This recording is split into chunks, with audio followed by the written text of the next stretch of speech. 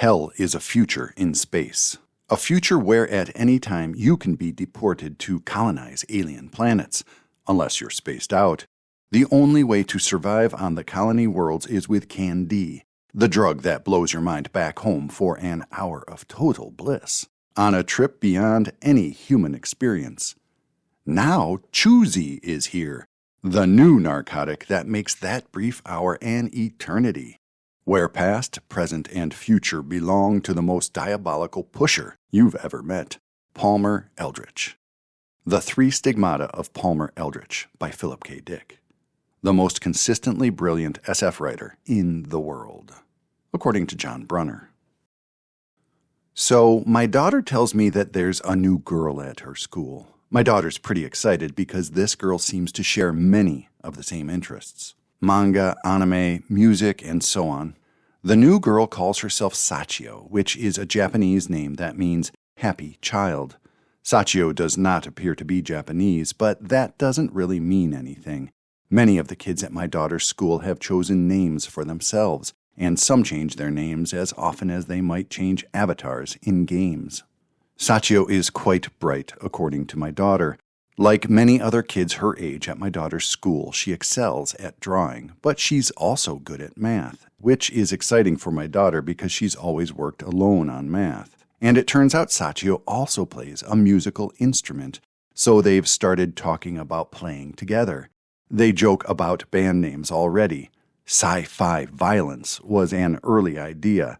Sachio plays keyboard, so she said she'd supply the sci-fi. My daughter plays guitar, so she'd have to supply the violence. My daughter says Sachio is quick-witted, a comic. She makes everything seem more fun. The two sit near to each other in the corner of the classroom. They crack each other up. My daughter says that Sachio seems sad sometimes, though. She says there's something about her eyes, something deep inside her gaze, like she's crying inside, and that's why her eyes shine so brightly whenever she smiles. My daughter doesn't know how to ask Sachio what's wrong, if anything's wrong. She wants to help, but she's not sure how. My daughter wanted Sachio to come to our house for an overnight. I inquired about her parents' phone number, and this is where we ran into a problem. At first, I didn't quite track what was going on. I was busy with work, and I thought the kids would figure out the logistics. But over time, I realized there always seemed to be some hitch in the plan. Sachio said her parents had a new number. She couldn't remember it. Then she forgot to get it. She couldn't come over anyway because something had come up. Then something else came up. A couple of weeks passed, and then they seemed to drop the plan entirely. My sense of time is sometimes off. I work as a professor for a liberal arts college in a small town. I get really busy with my classes, and time just passes. What I'm saying is that I'm afraid I can't quite keep clear how long my daughter and Sachio have been friends, or when exactly Sachio started at her school. As parent-teacher conferences approached, I thought I'd talk about their friendship and how much it has meant to my daughter, who has sometimes felt lonely at the school. My daughter doesn't attend the high school in town. Instead, she goes to a charter school one town over where she can work at her own pace and pursue some of her own projects. I drove over in the evening. Her school is in an older building. It used to be an elementary school. At the meeting, I mentioned Sachio, but the teacher's look was bewildered, which I thought must have been because of Sachio's name. Like maybe she only used that name among her peers, and her legal name was maybe something different. The teacher, his name is Mr. Anson, shook his head though. He looked at me quite seriously. No, there was nobody else over in my daughter's corner, just an empty desk. I insisted, and so we walked over to the classroom and took a look around. I saw my daughter's desk, well organized as I would have expected, and another desk nearby, empty except for a doll propped on top. An old-looking doll with a lumpy cloth body and a bald plastic head that leaned forward, too heavy for the body. When Mr. Anson saw the doll, he cleared his throat and spoke apologetically. He said he had found it recently on a shelf in a storage room.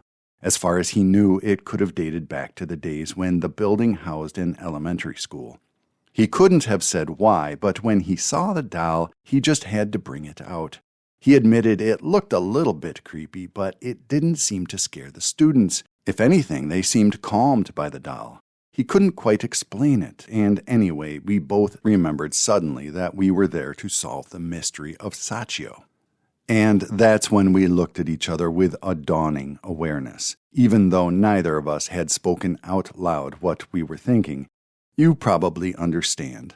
Like us, I'm sure you've also been living with the blurring, this slide into strangeness that has led to so many uncanny events. I'm sure we looked like a comic duo, how we looked at each other, our eyes growing wide and our eyebrows going up, then how we looked back at the doll. Sachio? I questioned the doll, and it spoke. Not as a girl my daughter's age, mind you, but as the doll itself, in a little doll voice, as a child might speak the voice of a doll. There was nothing at all threatening about the doll, but it did make the hairs on the back of my neck rise up. "Don't worry about me, Mr. Garth," it said to me, although I've changed my name for the sake of this video. "I don't mean any harm." And so the truth spilled out over the next hour or so, which I won't quote here. Instead, I'll summarize.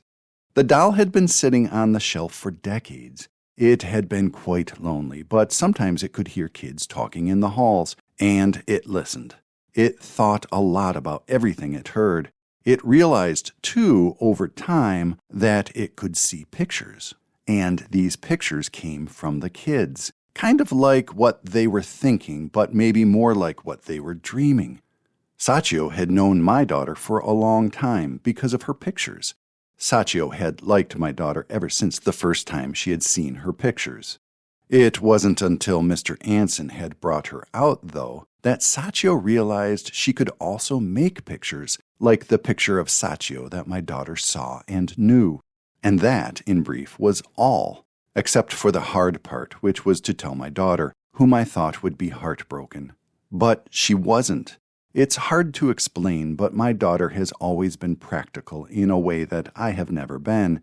It's like she can always see the bright side of anything, the future that can be pursued, not the paths that have been blocked. And so that's how it is that my daughter and Sachio are finally going to have an overnight this upcoming weekend.